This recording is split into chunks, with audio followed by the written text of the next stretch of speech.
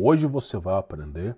Hoje falaremos de 1937, as premissas da G2. Após esse vídeo aqui, meu irmão, você vai entender o porquê que essa G2 existe. Ah, lá vai ele falar de bigodudo, de ciência. Não, meu irmão, estou falando aqui de ufologia, de cosmologia bíblica, dos maiores segredos que existiram há quase 100 anos atrás e que hoje eu posso falar abertamente.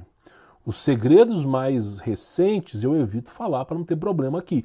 Mas os mais antigos, já passou quase 100 anos, eu posso falar aqui tranquilamente, tá? Então, nós iremos falar sobre os monstros que saíram pela abertura de algum portal que não sabemos qual, em 1937. Alguém, de alguma maneira mística e misteriosa, abriu portais em 1937. Não me pergunte quem que era. Eu sei que o Babylon veio 10 anos depois, mas o que esses caras fizeram eu não sei. Mas começou-se a aparecer criaturas estranhas em 1937. Então, hoje eu vou trazer para você essas referências aqui. Mas, claro, antes de iniciar o vídeo, tá? Isso é evidente. Conheça aí, tá? O meu trabalho. Tem links na descrição, tenho certeza que você vai gostar.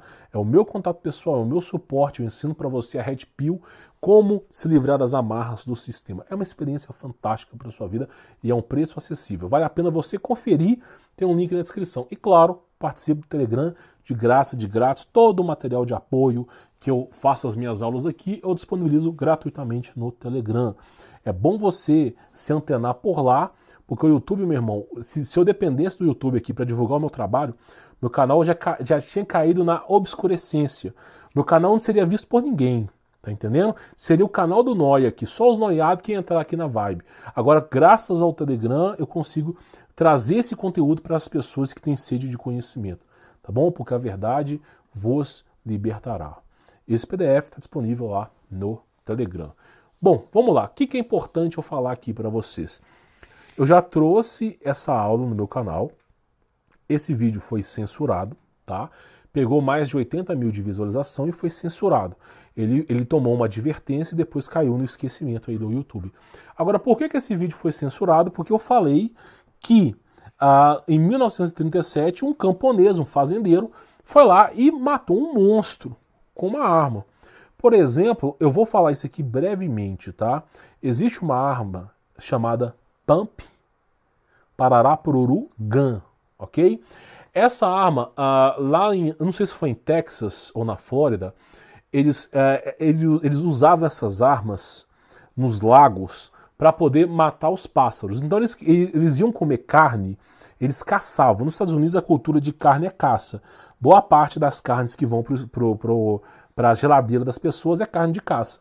Então eles têm a cultura de caçar. E nos Estados Unidos, eles desenvolveram uma arma, os fazendeiros, que usava 1 kg de pólvora. Então você vê, por exemplo, uma 9mm, uma 12, usando gramas de pólvora. Os caras usavam 1 kg de pólvora nessa arma. Eles botavam num barco, segurava, regulava ela. Quando passava aquelas centenas de pássaros, eles davam um tiro e todos os pássaros caíam. Por consequência disso, eles conseguiam alimentar o vilarejo inteiro assim. Então foi uma arma bem desenvolvida por eles. Porém, essa arma não tinha problema nenhum com o governo dos Estados Unidos nem nada. Tanto é que nos Estados Unidos é permitido ter lança-míssil, é permitido você ter fuzil, é permitido você ter um monte de coisa. A única arma que é proibida nos Estados Unidos é chamado Pump Parará Pururu Gun. Por quê? É permitido fuzil, é permitido lança-granada, é permitido um monte de coisa. Por que essa arma é permitida? Porque essa arma matou um gigante. Simples assim. Alguém viu um monstro estranho na floresta, né, com uma certa altura, meteu bala, capotou o bicho, levou esse bicho não sei como para a cidade, fecharam a cidade, isso há 80 anos atrás, 90 anos atrás, fecharam a cidade, os militares pegaram, sumiram com esse monstro e 5 anos depois decretaram que aquele tipo específico de arma seria proibido nos Estados Unidos. Ou seja, os caras têm fuzil, lança-granada lá, mas essa que mata gigante não pode. Tá entendendo? Aí não, é fake news. Que delícia, que delícia.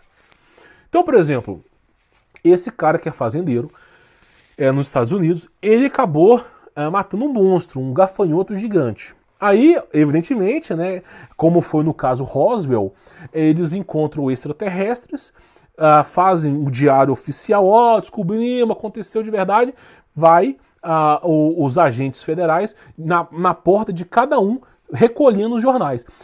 Se o evento de Roswell fosse uma farsa, por que o exército estava na porta de todo mundo, batendo de porta em porta, entrando na casa das pessoas à força para remover o jornal, que estava publicando fotos do evento?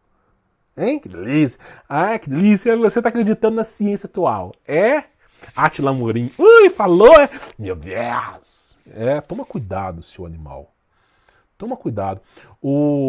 Eu não compactuo com a visão de ninguém aqui, mas uma das coisas que o Visão Libertária fez foi excelente, falando sobre o Átila Amorim. Se o Átila falou é porque, se ele tá contra é porque é bom mesmo.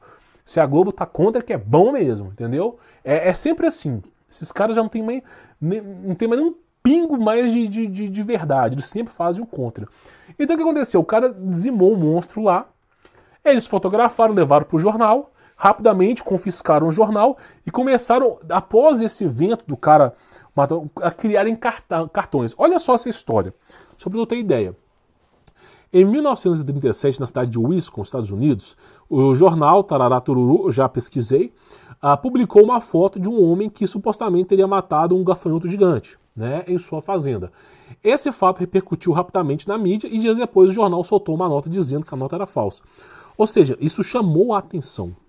Aí, dias depois, o jornal falou que era falso. Olha que coisa estranha, né? Alegando que a cidade começou a fazer montagens de cartões de visitas gigantes para trazerem turistas. Ou seja, eles publicaram no jornal esse acontecimento, chamou a atenção de muita gente, inclusive dos militares. Provavelmente alguém bateu no jornal e falou assim, ó, tira essa informação daí.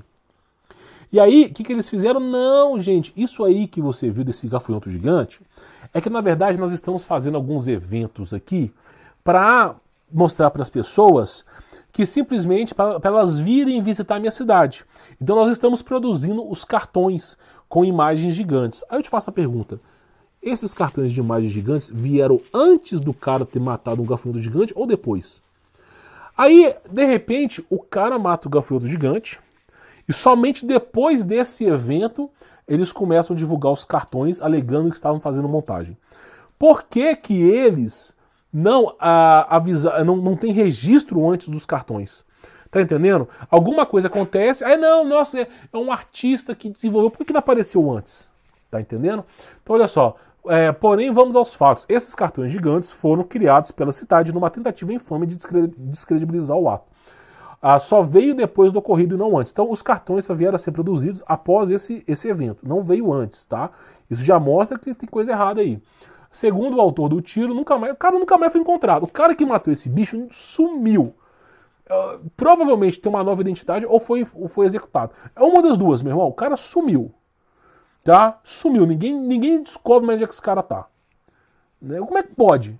Ué, se é fácil, deixa o cara falar. Dá voz pro cara porque ele sumiu, entendeu? Aí, olha só. E nunca mais apareceu uma notícia como essa no jornal. Nesse jornal local, tá? E se fosse para trazer turistas, deveria ter apresentado mais notícias do gênero.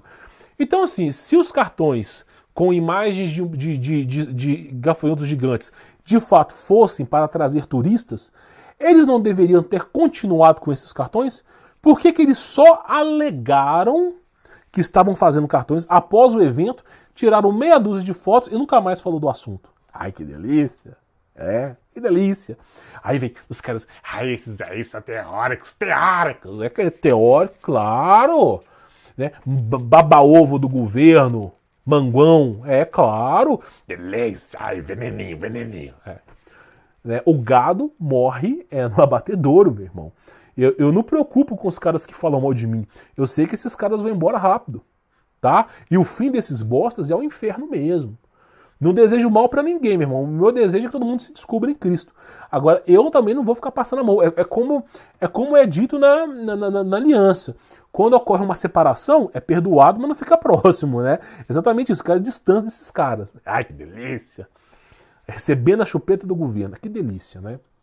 Então nós temos essa imagem, supostamente que é uma imagem fake que você vê, mas, né, o curioso fato é que esse jornal, os caras tudo sumiram, né? Tudo sumiu. Claro, não, é fake, é óbvio, né? Aí eu tive a curiosidade, tive a curiosidade de observar, de pesquisar O que aconteceu em 1937? Não, eu tive a curiosidade, eu falei assim, meu irmão, esse evento, como é que pode um gafanhoto desse tamanho aparecer numa cidade em 1937? O que aconteceu? Eu procurei sobre abertura de portais, não tem nenhum registro. Mas, graças a Deus, tem sites de ufologia que, apesar dos caras não acreditarem em Jesus Cristo, né, é como Jesus mesmo fala, muitas coisas que são concebidas por mal, no final viram boas. Graças a esses sites de ufologia eu consigo trazer o porquê disso. Em 1937, esses seres de Hollow-Earth, que eu venho trabalhando aqui com vocês, que eles não são ETs marcianos, são anjos caídos, tentaram dizimar a raça humana. É a guerra entre mundos. E, inclusive, olha só, eu vou explicar para você, tá? Vale lembrar que existe uma teoria que os insetos não foram criados por Deus. Eu preciso dizer duas coisas para vocês aqui, antes de eu me aprofundar. Existem duas teorias. Uma que os legumes não foram criados por Deus e uma que os insetos não foram criados por Deus, mas sim por anjos caídos. De fato, eu não sei. Eu até acredito que possa ser falso a essas teorias. São teorias que vieram do satanismo, tá? Porque eles falam que os legumes foram criados numa tentativa infâmia, né, de trazer alimento para as pessoas, porque eles não queriam que o ser humano comesse carne, porque a carne simplesmente ela fecha o corpo contra demônios.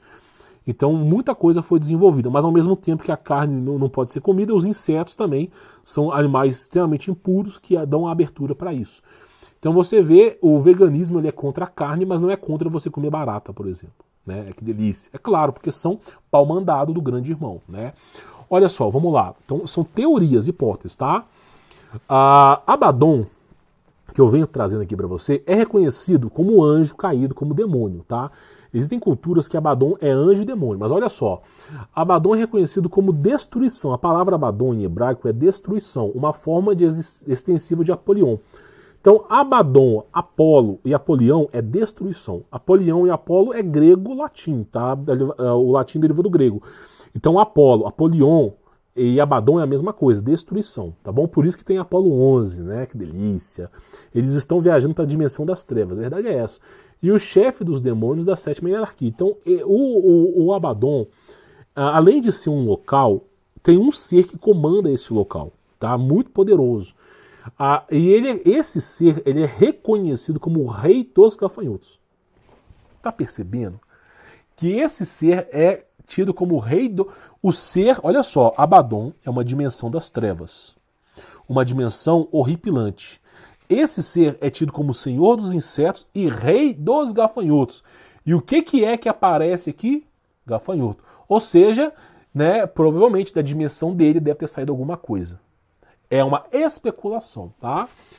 Olha só, dos gafanhotos ou gafanhotos demoníacos, tá? Que é biblicamente no Apocalipse que fala desses animais também, né? A literatura rabínica, em algumas lendas, Abaddon é identificado como o reino onde os condenados jazem no fogo e na neve, um dos lugares do inferno que Moisés visitou. Tem uma cultura rabínica que fala que Moisés foi visitar o inferno, tá? Não vou me aprofundar nisso, não sou judeu para te explicar isso aí, mas tem uma cultura deles por trás lá. E diz que Abaddon é o lugar de condenação. E de fato, na Bíblia também fala que Abaddon é um lugar de condenação. Então errado não tá. E o fato de ser fogo e neve é a Divina Comédia de Dante Alighieri. Tá? Que ele fala também que o inferno funciona dessa maneira. Tá? Ou seja, é uma dimensão das trevas com criaturas das trevas terríveis, né? E de algumas formas inexplicáveis esse gafanhoto gigante saiu. Então Abaddon, a grosso modo, é uma dimensão das trevas onde vai os condenados, tá? E de alguma maneira esse gafanhoto saiu de lá. Rapidamente abafaram o caso, neste mesmo ano caiu um OVNI na Alemanha. É o caso UFO 1937 que caiu na Floresta Negra. Então, entre o período da G1 e da G2, caiu um OVNI na Alemanha, numa Floresta Negra. Não me pergunte, eu não quero entrar em detalhes aqui, mas caiu. E os alemães foram lá investigar o porquê caiu nessa data, tá? Então, nesse mesmo ano, caiu... Agora, por que caiu um OVNI de um extraterrestre? Em 1900... Olha só o que eu vou te dizer, tá? Em 1937, caiu OVNI na Rússia, na China e na Alemanha. Por que naves voadoras foram abatidas em 1937? Por que as naves desses seres foram abatidas? Quem que você acha que abate? Meu irmão, se você perguntar para um satanista se ele acredita em Deus, ele acredita. Se você perguntar para um satanista se ele acredita que Jesus Cristo é real, ele acredita. Se você perguntar para um satanista se ele acredita que Deus, o Deus hebreu, o Deus da Bíblia, é real, ele fala que acredita. Agora você pergunta para o cristão tem dúvida. O cristão ainda tem dúvida. Tá entendendo? O cara que segue o diabo acredita em Deus. Eles sabem que Deus é real. Mas o próprio cristão que deveria saber disso não sabe. Quem você acha que abateu essas naves? Se você analisar a hierarquia de anjos de Deus, por exemplo, principado, hóstias, potestades, serafins, querubins e principalmente tronos. Então você vê o quê? Deus também tem o seu exército. Tanto é que o que caiu da terra é 1/3. 2/3 estão no céu ainda, em vigência. 1/3 que caiu para cá. E Miguel e seus anjos ganhou a guerra contra o dragão. Então quem se acha que tem mais poder de fogo? Quem se acha que tem mais poder nuclear? Quem se acha que tem o maior poder que esses caras não fazem nem ideia? Deus. Então quem você acha que abateu essas naves? Adivinha quem? Os anjos de Deus. Os anjos de Deus também têm disco voador. A tecnologia de disco voador vieram com os anjos caídos. Quem ensinou isso para os anjos caídos? Eles já tinham acesso a isso no céu. Então, mas então os anjos são ETs de Varginha. Não se engane, meu irmão. Isso são demônios. Os anjos são feitos de plasma, energia. E muitas vezes esses amparos metálicos aí são estruturas que eles usam para viajar a outros mundos. É um universo precisando ser explorado ainda, ao qual não sabemos nada. Então tem essas tecnologias de Deus. Deus também tem naves. O universo, a milícia de Deus tem poder também. Por isso que Miguel e seus anjos lutaram contra o dragão e fizeram ele cair na terra. Foste precipitado na terra. Então você vê o quê? Quem que abateu essas naves? Adivinha quem? A frota de Deus, né? Porque não tem explicação para essas naves terem caído aí, tá? E foram vistos objetos no céu, na Inglaterra, Canadá. Lembrando que esse ano foi um ano com grandes avistamentos OVNI. Então nesse ano, muita nave caiu pelo mundo, nave UFO. Muita gente foi abduzida e sumida. Muita gente desapareceu, né, nesse ano. Muita coisa estranha. E não só isso, tem um site que fala de relatos, por exemplo, os caras encontraram monstros, animais na floresta. Esse ano de 1937 foi um dos anos que eles mais encontraram seres completamente diferentes na floresta. O cara caçador viu um bicho, um ser com fogo. O outro via um não sei o quê. O outro via um reptil. Então assim, eles não tinham, sabe, foi um ano com o maior avistamento desses seres. Como é possível? Porque eles estavam vindo para cá. Como? Não sei. Pararam de vir por alguma razão, mas estavam vindo para cá. Então vamos aos casos, né? Caso 1 aqui. Olha só, perto de Londres, na Inglaterra, horário diurno, né? É um resumo, tá? Uma menina de 8 anos caminhava sozinha em uma campina quando viu um enorme objeto prateado com protuberâncias parecidas como palafitas, né? Pairando acima dela. Uma plataforma de algum tipo desceu do objeto e 3 homens altos saíram. É o que eu digo, né? A cultura, por exemplo, hiperbórea, os nórdicos, atlantes, é o quê? Esses nefilins, eles usam DNA humano, tá? 3 homens altos vestidos de vermelho desceram. Um a carregou a bordo do objeto quando ela percebeu que ela era incapaz de se mover.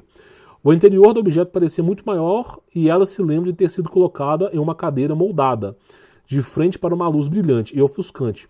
Ela então teve pensamentos e visões únicas. Mais tarde, ela foi levada a uma enorme pirâmide e vagou por corredores escuros até encontrar uma porta que se abria para a campina de onde ela originalmente tinha sido tirada.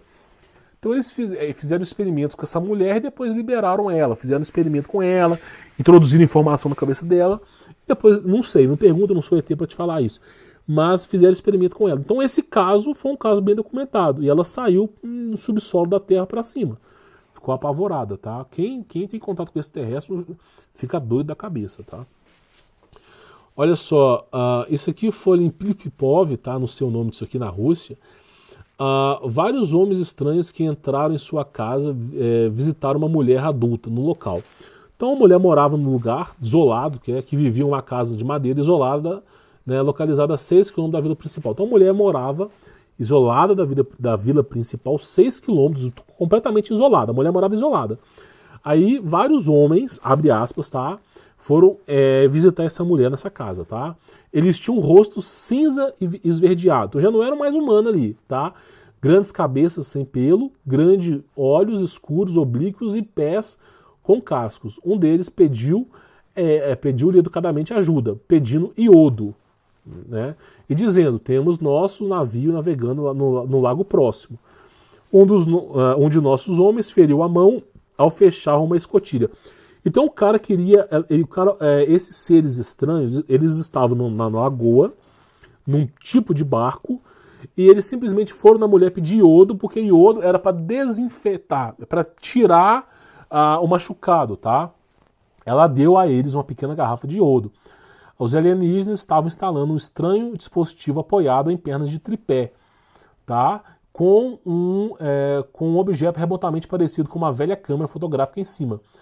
Ela ofereceu aos homens leite, que eles beberam. O frasco fechado de iodo foi tampado por um pano e um tampão de madeira de pano. Os alienígenas tiraram o plugue e o pano com um gesto indicando nojo, jogaram o pano fora. Foi um procedimento de descontaminação aparente. Depois que isso foi feito, eles escoltaram a mulher para fora de sua casa, né? E outro homem verde observou. Quando os alienígenas terminaram o que estavam fazendo, eles saíram agradecendo a mulher pela comida e o iodo e foram embora. Então, assim, ela morava num lugar desolado, chegou um monte de homem de uma coloração diferente pedindo iodo. E por que esses seres precisavam descontaminar o corpo? Porque, graças ao dilúvio, o ecossistema que nós vivemos hoje, a atmosfera que você vive hoje, ela é nociva. Essa atmosfera que nós vivemos hoje, ela faz mal para esses seres das trevas, que em outra hora viviam livremente aqui. Então Deus gerou o dilúvio, mudou o biofísico da Terra, né, pressão atmosférica, nível de oxigênio, mudou muita coisa, radiação do Sol, e esses seres não conseguem mais suportar essa realidade. Quando você vê, por exemplo, os maias, os incas, os antigos astronautas vindo de capacete, não é porque era um ser humano do futuro, não. É porque esses répteis, esses seres, eles não conseguem sobreviver à nossa atmosfera. Por que você acha que aparece um monte de avião com rastro químico para cima? Eles querem deixar esse ambiente plausível para eles. É só você assistir o Day Live, eles vivem, né? Você vai ver exatamente isso, os caras falando que esses rastros são passados para fazer com que o nosso ecossistema fique semelhante ao deles, para eles poderem emergir para cá. É uma hipótese, né? Eu não estou afirmando nada aqui. A gente trata aqui conteúdo especulativo, tá? Outra coisa, caso 3 aqui, olha só. Uma mulher estava passando no palácio de Plaquétia, né? Em uma área remota, quando sentiu uma sensação inexplicável de medo, né? Isso aí é o espírito alertando que está vindo coisa ruim. De repente ela viu a uma distância de 50 metros uma garotinha, cerca de 10 anos de idade, vindo em sua direção. Seus cabelos estavam arrepiados. Isso quer dizer o quê? Eletrostática, ok? Como se fosse atraído por um imã. Em poucos minutos, uma rajada de vento levou a criança que desapareceu dentro da velha casa em ruínas mais próxima. Ou seja, é o que eu falo, proteção de Deus todos os dias, meu irmão. Então a garotinha, o cabelo dela começou a ter aquele campo eletromagnético e ela foi levada. Uma coisa que eu digo para vocês, e eu faço com a minha família, não tem um dia que eu não abençoo a minha família, que eu não oro pela minha família, que eu não oro e eu peço proteção a Deus. Eu sei muito bem da força das trevas. Sei muito bem que esses seres querem vir para cá de todo jeito. Então, assim, olha que coisa louca. Nesse mesmo ano, muita coisa estranha começou a acontecer em 1937. E aí eles falam, tudo fácil. Delícia. Né? Eu acho que eu vou contratar o Serginho Malandro para apresentar esse programa aqui para vocês, né? Quem sabe? Então, se realmente a coisa aconteceu, foi bem inexplicável. Eu mostrei 3 relatos aqui. A parte 2, eu vou trazer 5 relatos. 5 relatos, estou contando na cabeça aqui. 5 relatos sobre esses eventos em 1937. E você vai entender o que está acontecendo aí também, tá? E eu tenho a explicação disso na parte 2. Eu vou te explicar o porquê que eles, né, vieram do subsolo para a superfície. O que eles estavam querendo fazer aqui em 1937, você vai saber. Então, assim, deixe seu like, inscreva no canal, ative as notificações e, claro, né, participe do Telegram com esse meu trabalho, tem links na descrição aí. Fique na paz.